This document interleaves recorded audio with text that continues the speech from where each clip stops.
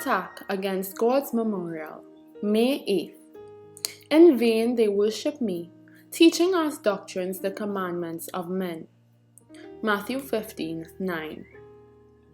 The enemy has worked in the religious world to deceive people into the belief that the law of God can be set aside. He has had long years of experience in this work, for he began with our first parents, using his powers to cause them to distrust God. If he could interpose himself between their souls and God, he knew that he would succeed. The prospect of becoming gods, knowing good and evil, was pleasing to Adam and Eve, and they yielded to the temptation. In receiving a knowledge of good and evil, human beings feel that they are gaining much, but they do not understand the purposes of Satan. They do not understand that they are taken in his snare when they tamper with the law of God. The enemy knows that if the church can be controlled by political enactments, if it can be led to unite with the world, it virtually acknowledges him as its head. Then the authority of human-made commandments will work to oppose the rule of the government of heaven. Under the leadership of Satan, there are those who will dispense with the righteous, holy enactments of God concerning the Sabbath, the observance of which is to be a sign between God and his people forever.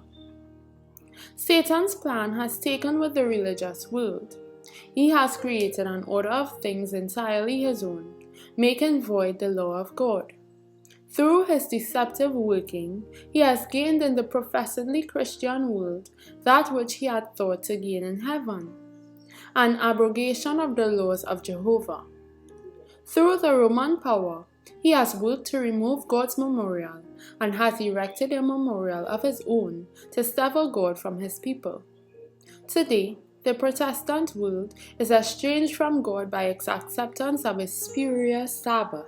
Not one iota of sacred authority can they find for doing this. Yet, full of zeal, they assert that the Lord's memorial given at creation should be ignored, despised, trampled upon, and the first day of the week take its place.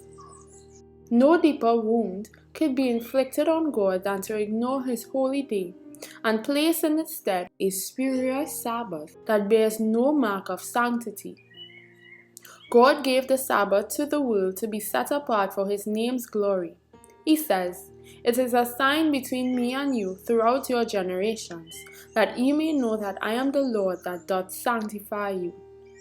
Israel shall keep the Sabbath, to observe the Sabbath throughout their generations for a perpetual covenant. The Signs of the Times, November 22nd, 1899, from To Be Like Jesus, page 139.